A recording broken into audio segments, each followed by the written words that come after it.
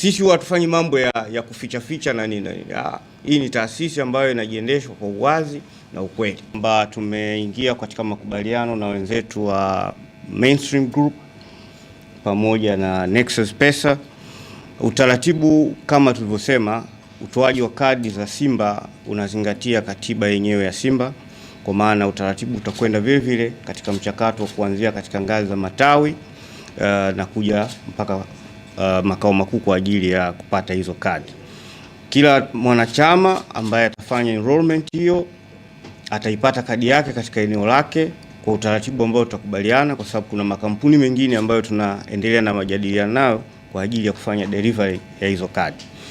Zaidi ya hapo tu kwamba ni wakati mwafaka kwa wanachama haswa kwenye ngazi zile za matawi, kwa sababu tutaanza na usajili wa matawi muda mfupi kuanzia sasa, ili matawi yale yawe registered, yaeleweke yalipo na viongozi wake, na tutaleta document ambazo zitakuwa zinaainisha sasa orodha ya wanachama katika hayo matawi, na ili yawe matawi ambayo yanaeleweka, sio tawi ambalo mtu anatembea nalo mfukoni anasema mimi mwenyekiti au katibu wa tawi ambalo halijakuwa limesajiliwa. Target yetu kadi ya mwanzo itakuwa ni siku ya tarehe 27 mwezi wa 3 mwaka 2026. Tunafanya hivyo kwa sababu kuna mambo mengi na taasisi nyingi ambazo zinatakiwa kuhusika kwenye maandalizi ya utoaji wa hizo kadi. Ilikuwa ni muhimu sana kuwatangazia utaratibu huu, ili wale ambao tumewapa majukumu watakapokuwa wanawasiliana na taasisi zinginezo, basi wawe ni watu ambao wamepata idhini ya club na tumetangaza kwamba tumewapa idhini. Si rahisi kumwambia Nexus wafanye utaratibu wa mchakato wa kadi au kuambia Mainstream watengeneze mfumo wa uendeshaji wanachama na kadhalika bila ya kuwa wamepata idhini inayotambulika. Simba ni taasisi kubwa, ni lazima tujenge uaminifu na uadilifu kwa watu ambao tunashirikiana nao, na ni jambo la wazi, na mchakato ulienda kwa mujibu wa taratibu za nchi yetu na kwa mujibu wa sheria za nchi yetu. Ni swala linalohusu idadi ya wanachama wanaotakiwa kubebwa katika kila tawi. Kwa sasa inasema ni 250 na kuna kiwango cha chini ambacho kilikuwa ni 50. Kwa hiyo tutakaa na kuona namna gani ambavyo tutarekebisha kuwa na reasonable number ya katika matawi, na nadhani utaratibu utawaelewesha wale wanachama wa zamani ambao walikuwa na kadi zao, wengine bado wanazo katika possession yao, wengine walipoteza.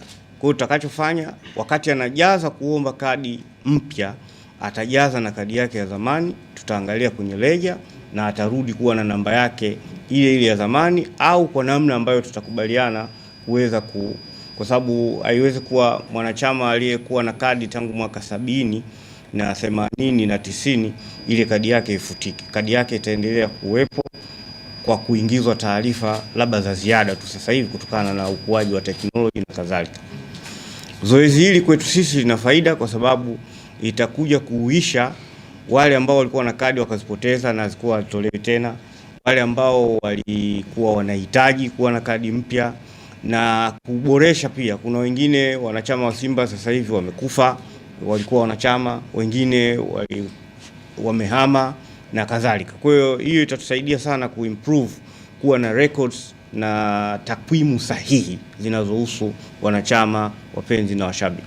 Licha ya kuwa ni tuna mahitaji makubwa ya wanachama ambao wanapenda kujiunga na klabu yao zaidi ya 2 milioni, na tulifanya hiyo testing. Kwa hiyo tunaamini kabisa tutakapoanza tutaweza kujua kama kweli kulikuwa kuna uhitaji na kadhalika, na mambo mengine yatakuja kujifidia huko. Swali kwa mwenyekiti Mdeni. Kupongeza vizuri. Nataka kupongeza kwa vizuri kwamba hili zoezi tuambie litakuwa endelevu au ni mfumo, lakini vile vile kuna wale watu wengine ambao wanaweza kuwa hawajakidhi vigezo vya kuwa wanachama wa Simba wakawa labda ni mashabiki, na hao mnafikiria vipi wanaweza kupatikana? Sijaelewa mantiki ya swali lako la pili, lakini zoezi la utoaji kadi ni zoezi endelevu, kwa sababu Simba ni taasisi inayoishi. Kwa hiyo taasisi inayoishi inaendelea kufanya kazi zake siku hadi siku. Tulisitisha utoaji wa kadi kwa miaka hiyo kutokana na ambayo tulikuwa tunafikiria kuyafanya, lakini tumeona kwamba kuna ulazima wa kurudisha utoaji wa kadi ili wanachama wengi zaidi waweze kutoa mchango katika maendeleo ya klabu yao na ushiriki wao katika klabu yao. Kwa hiyo haiwezi kuwa ni jambo ambalo litaenda kwa muda, hapana. Hilo linakwenda tena for life. Lakini vigezo na masharti ya wanachama, ukirudi tu kwenye katiba ya Simba inasema nani mwenye sifa ya kuwa mwanachama. Na ndio maana sisi kadi zetu tulishasema na tunarudia kusema tena, hatuwezi kwenda kwenye maeneo ya masoko au maeneo ya mikusanyiko kuwaweka watu pale wacheze mziki sio na nini tufanye promotion, hapana. Kadi zetu sisi tutafuata utaratibu unaotakikana. Mwanachama ataomba kupitia kwenye tawi lake la karibu.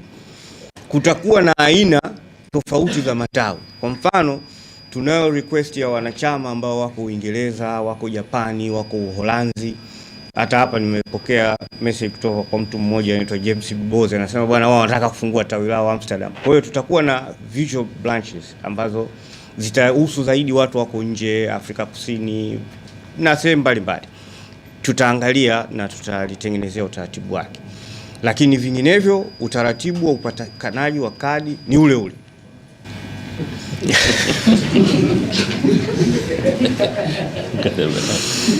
Mkataba upo na tutaeleza manufaa ya mkataba na masharti mengine ya mkataba, lakini kwa sasa tuelewe tu kwamba kampuni hii imepata haki hiyo ya kushirikiana na Simba. Kwa hiyo ukomo wa mkataba utakuja kuzungumzwa, na kuwa na kampuni hii haimaanishi huko baadaye hamna mabadiliko mengine yanaweza kutokea. Kampuni zina uhai wake na zina mambo yake, lakini Simba itaendelea kuwepo kwa sisi tuliokuwepo sasa na hata wengine watakao kuja huko baadaye. Kitu kinachosubiriwa hapa ni bei ya kadi na madaraja ya kadi. Tutatoa. Sasa hatukusema kwamba lazima leo tuje kusema kila kitu, ili na sisi tuwe na muda wa maandalizi. Nadhani umenisikiliza nilichosema mwanzo kwamba tumewatangaza hawa kwa sababu katika uandaaji wao watahitaji kuwasiliana na mamlaka za serikali, kuwasiliana na wanachama, kuwasiliana na kwenye hiyo kadi kutakuwa na added value items. Kwa maana labda pengine tunaweza tukafikiria kwenda kuweka mambo ya ruku, kuweka gesi, kuweka nini, ili mwanachama sasa asiwe na kadi 20 mpaka wallet inatuna inaonekana yule jamaa kama ameweka mzigo kumbe makadi matupu. Umeona? Kwa hiyo inaweza kawa kadi hiyo moja ikabeba vitu vingine tena. Kwa hiyo nadhani tumewatangaza, dhumuni rasmi ni kuwatambulisha kwa umma ili waweze kujua kwamba hawa ni watu ambao tuna mkataba nao, ili kazi zao zifanyike katika misingi ya kueleweka. Sisi hatufanyi mambo ya kuficha ficha na nini. Hii ni taasisi ambayo inajiendeshwa kwa uwazi